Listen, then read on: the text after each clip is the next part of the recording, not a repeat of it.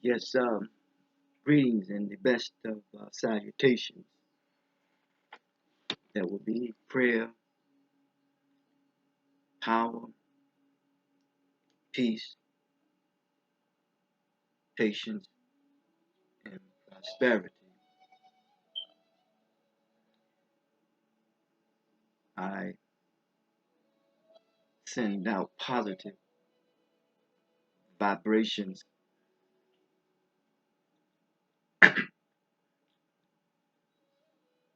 of that which emanates or resides in me and emanates from me, the light that's in me, light that surrounds me, and I am the light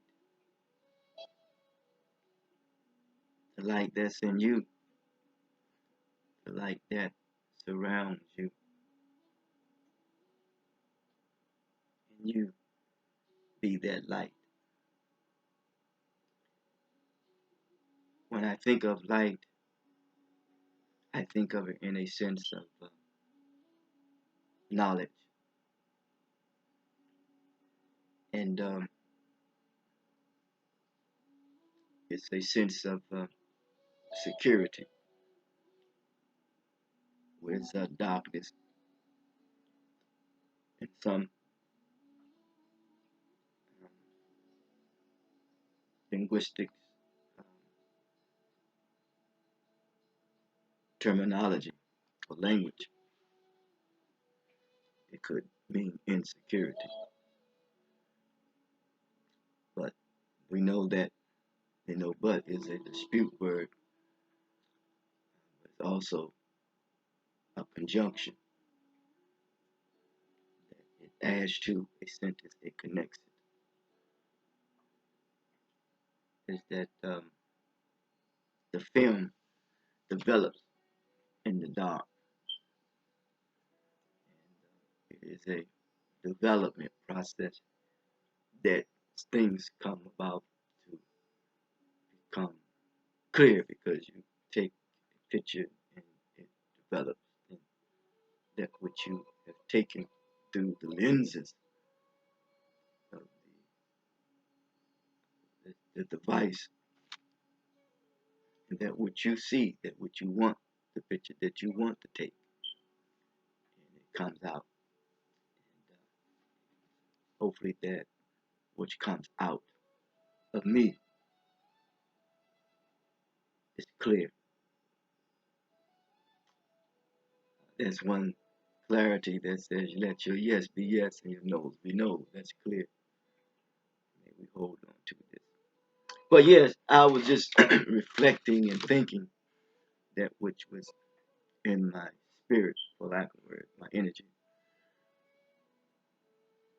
and that which I seem to observe and feel, and the manner and way in which I interact with myself, and, and the interaction of the environment, and the interacting with other people,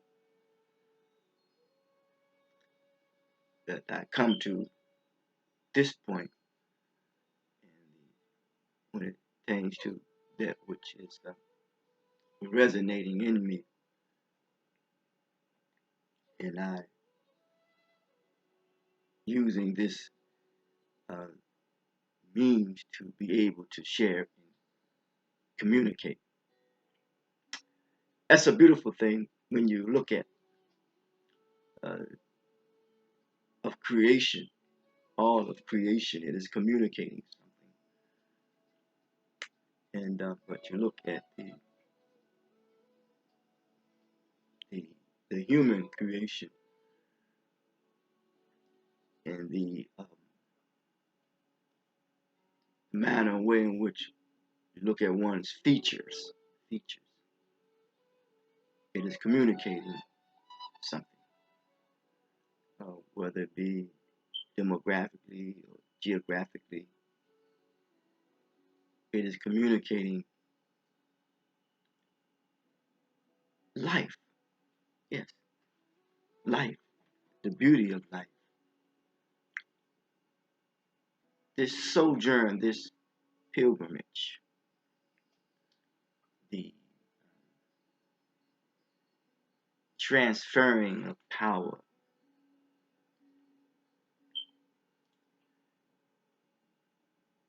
helper, the helper,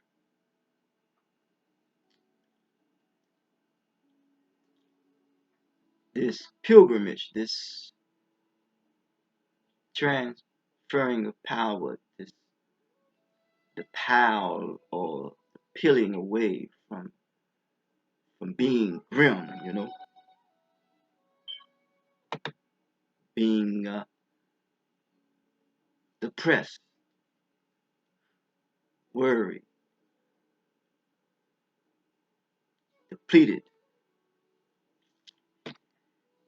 the increasing of the weight or the quantity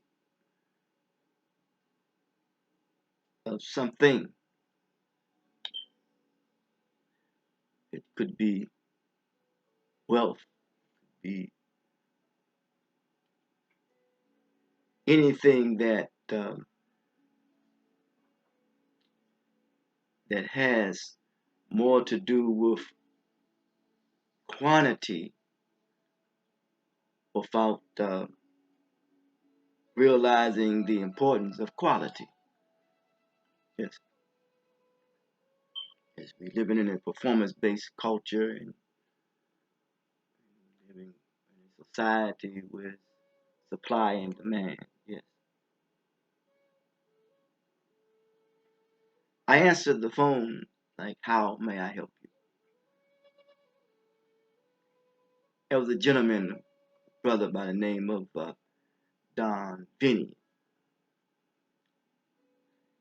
As Kwame Ture says, sometimes death can do us a disservice.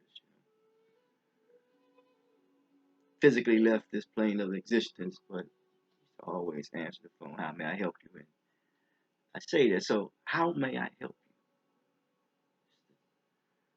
Topic of discussion, really. I have to look at that inside myself and how may I help myself? Because I say that I'm a consequentialist, because we all have to face the consequences of what we do, whether good or bad. I live my life as an aspirant, be an inspiration to myself as well as to others. I say I'm a transitional thinker. I labor in the field of life, transitional endeavors, try to make an impact wherever I go. I say I come in the spirit of cooperation. Leadership for me is coordination, and the authority which I speak from is the authority of resiliency. Biologically, all those sperm cells and you and I made it, so resiliency is the author of success. I've been called in Wally Move, been called Brother Abi, Harun,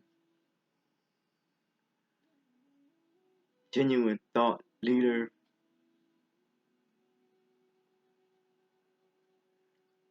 educational health enthusiast in Wally Move.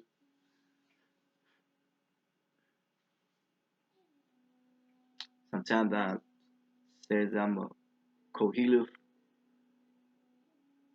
They assemble the language of knowledge and peace.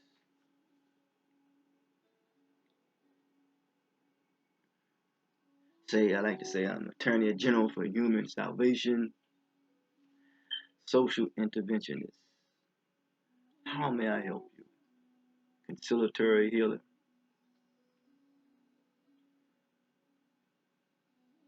root cause analyzer, character resolver, conflict resolutionist,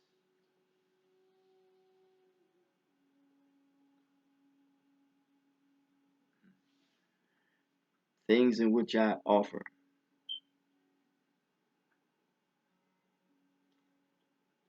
The human being is left to himself.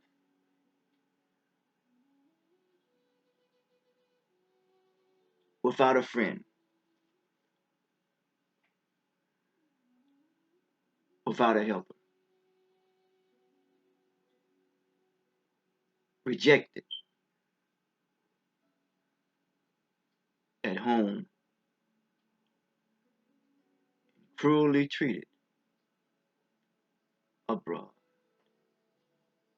This pilgrimage transfer of power. Does it depresses us? Does it worry us? This feeling is uninviting, and does it increase in quantity rather than quality? I've learned that there are people who are dealing with physical rejection, and there's mental rejection. At home, amongst your family, your friends, and associates. To be rejected, to find a place of belonging, a place of value amongst those themselves who have been rejected and without a friend. Hmm? A mean-spirited person is a cruel person. Has that increased? Does that worry you? That is. Have we invited that to remain and take residence amongst us? And how has that helped us? But yet we see it has harmed us. How may I help you? How may we help ourselves when the human being has been left to him or herself, to his own devices? It seems as though that we have lived life beyond the straight path and become accustomed to it. The misuse of the faculties, the misuse of our limbs, it has increased rather than decreased. So without a helper, someone to help, you feel rejected and you feel all alone, mistreated and abused, unable to find your way and unable to find yourself. So how may I help you? How may we learn to help ourselves? Is by way that we treat ourselves, and someone says that man has not begun to live until he moves beyond his individual concerns to the broader concerns of all humanity. I believe that was Dr. Martin Luther King. There is a chapter in our life where that we feel as though that we worry, we become depressed, become depleted, we become all alone, without a friend, without a helper, rejected at home, and cruelly treated abroad. There is a chapter in our life that we feel this way. But we must come to a point that we must pour out our heart when we come to this state of condition, this feeling of utter helplessness, state, quality, and the being. Who are we pouring out our heart to? We know that the heart, I've learned that the heart is the center of your intellect, so there must be a balance. Then there is a complaint. Tend to complain, and we realize that it's in this complaint, but who are we complaining to? And what are we complaining about? Our sense of weakness, our sense of helpless, and our sense of frailty. Because the human experience is a fragile one. When we're talking about the feelings of insignificance, trying to find a place of belonging, trying to fit in. And the more and more you're trying to fit in, the more and more you realize that you are unable to fit in, that you are increasing your feelings of being uninvited, and you are continuing being what?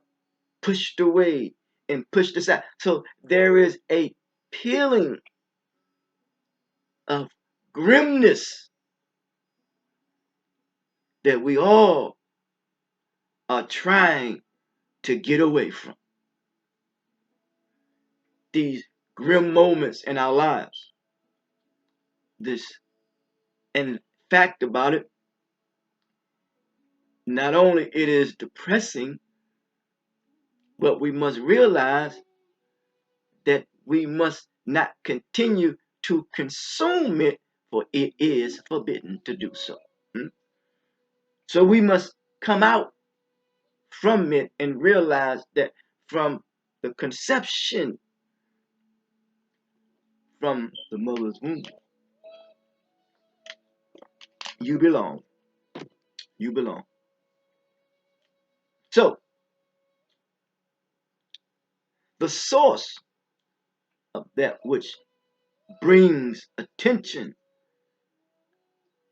to who we are and what we are as it pertains to finding a place of belonging, finding value, finding reverence. How may I help you? One must own up and understand the fact that what's in the heart and what's in the mind and what's in you that makes up the totality of your well-being is the fact of you being well. And when you are well, people can go to the well and draw the water from the well, but be careful not to allow the water to become polluted. So don't pollute your mind, your thinking, and even what we listen to and what we see. Yes. So that which is being poured from the well, at times, once again, we feel this utter sense of helplessness and weakness, of being left all alone. But ultimately,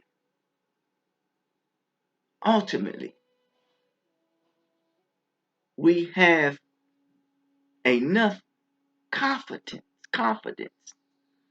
and enough competence in our consciousness and awareness that we will ultimately triumph over this period in which, and the manner and way in which we feel. Huh? logically, we will overcome it. How may I help you? So we must see and take refuge in the light of confidence, or in the knowledge of confidence in the one that has created us and created this universe. It speaks to the opponents of this truth that they themselves will be brought low. They will know who is the weaker and who is the stronger. We will know who and that which comes apart in our life to help us and increase in us the strength and the power to know that it's not about the numbers or the quantity, but it's about quality. Someone says it's about the content of one's character. So how may I help you? How may you help yourself? Huh? What is a helper? Most of the time suggests someone who's under an offers help to a weaker person who cannot help him or herself. It is incumbent upon us to help those who may be weak. It is said that oneness is stronger than conflict, and unity is stronger than diversity. That's the basis. But an effective helper, in essence, should be genuinely caring, have a calm manner about him or herself, have a sense of humor, be a clear thinker, be highly dependable, honest, use common sense, because the struggle is progression versus regression, and common sense versus nonsense. So we must be able to learn from the premise of conversation, learn to reason with progression. How may I help you? And be objective and not subjective. Be self-confident. Be self-aware. Have a positive attitude toward life. Have respect for others as well as self. But a helpless person is unable to help oneself. Weak. So what must be developed and must be strengthened? Not only our resolve, C.O.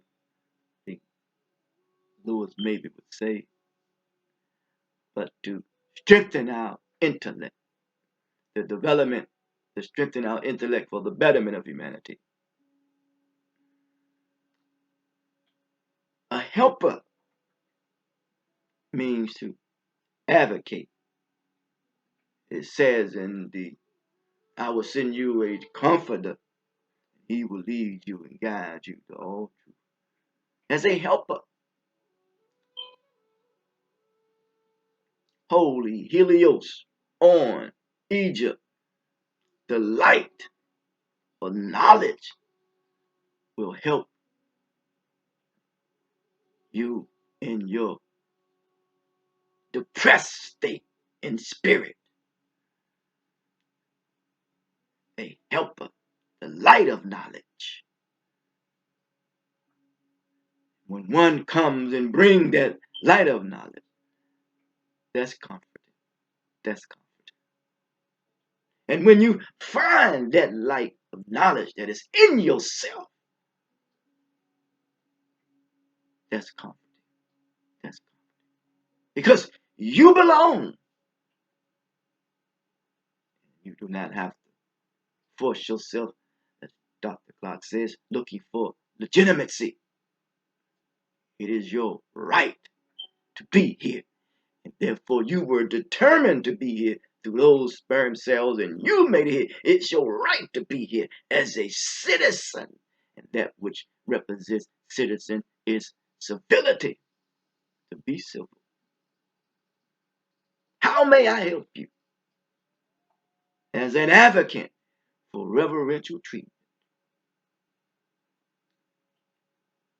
as I offer the maturation process, communicating with precision, a clearer image to the world, advocating for reverential treatment through 5 channels of communication: understanding,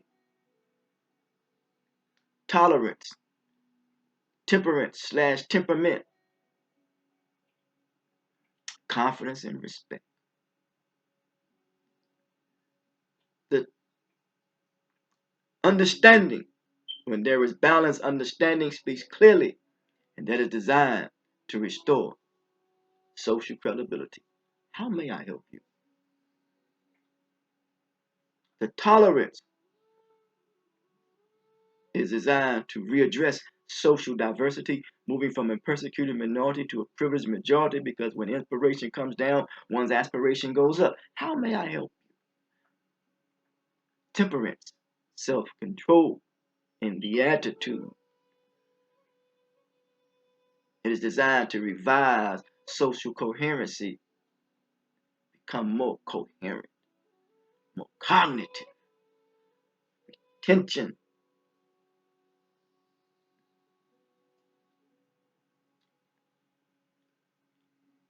Confidence is to replenish social continuity, that which determines our accomplishments and limitations. The day of reckoning will reveal to us our accomplishments and our failures. Some have a problem with the word failures. That's fine with me.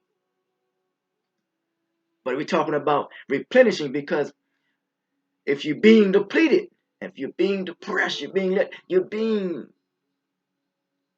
one must be replenished, must peel away, as the pilgrimage, to peel away from this, the grimness, that which is uninvited, that which depresses you, that which brings you down. It must be a peeling away when it comes to feeling of rejection.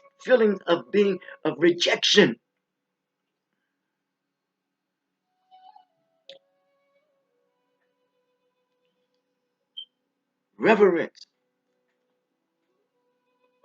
is really a redemptive term, because we know that which gives life, it comes from the woman, comes from her womb.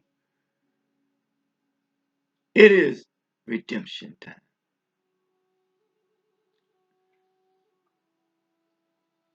Crooked places made straight, rough places made smooth. Crooked, perverted language. So, how may I help you when it comes to reverential treatment? To tap into your resiliency. And when you tap into the resiliency, you understand the importance of character, because character is the outgrowth of one's humanity. And when you have reverence for yourself and one for another, you will protect that. And when you protect that, you will have social solidarity. And when you have social solidarity with yourself, in the respect that we have for ourselves. As Francis Cress Wilson said, if people don't respect themselves, they won't protect themselves. You will know that it is in your nature, it is in your right to demand reverential treatment or reverential respect. Because all faiths can agree with this.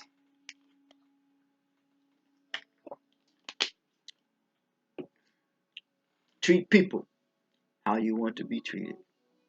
So, what I go about practicing is syncretism, reverencing not only the womb, but all faiths. Studying axiology, studying the value of nature. That means that we are perfect in our own uniqueness. Let's look about this here in this way. We talking about reverential treatment, the reverential way. It could be a teacher that you reverence, a kindergarten teacher. Let's look at the word kindergarten or kindergarten. Kinder, schools of thought. Kinder, a kinder thought, a kinder garden, a friendlier garden of the same kind of what? Of diversity, huh? Of reverential treatment. The same kind. This is what we should learn in kindergarten school. A kinder garden. Oh, that's paradise, man. Yes. It says, take not a bite of the fruit. That which is forbidden is the grim, is the depressing, is to increase the quantity of that depression. Take not a bite of this, that knowledge, the attitude. A kinder elementary teaching. Kindergarten, kinder. Teach us to be kind, one with another. Primarily, that's what we're talking about when it's the garden. Huh?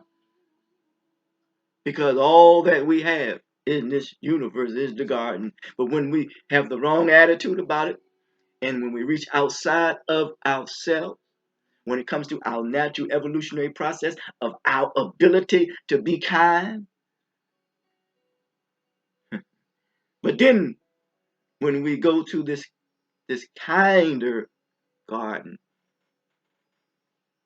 we go to what is called middle school, schools of thought.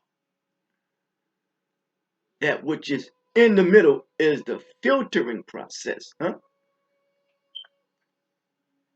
And that which you of learning in school, how the system is set up, it determines if you're going to, go to what role you're going to play in the society, in its economics, in its politics, in its social system, what role you're going to play.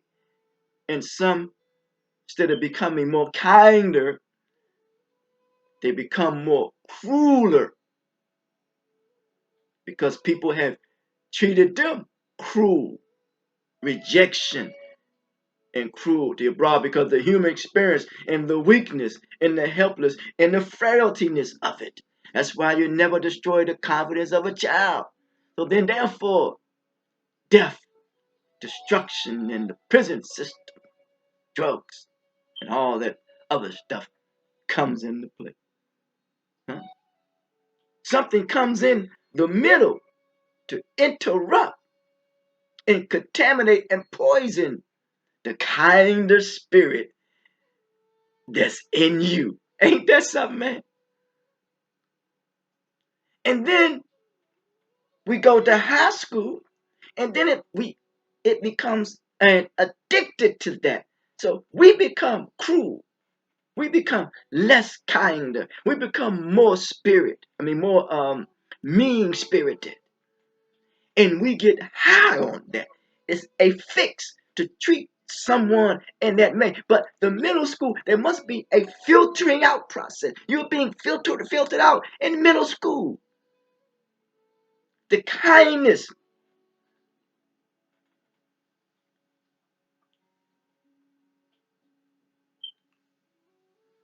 How may I help you?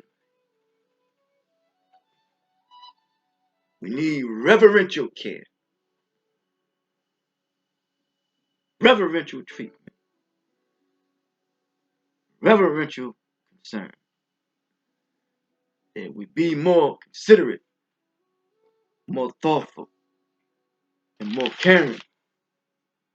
And remember, those who oppose this truth, they will be brought low. They will see who is the weaker and who is the stronger. Remember these things which I shared with you. Reverend Wadamu Kevin teaches of teachers, preachers of preachers, when it comes to reverence from the heart. Until next time. And I didn't even get into the collegiate level. Huh? But you think on that. Be kind one to another. Until next time. Talk to you.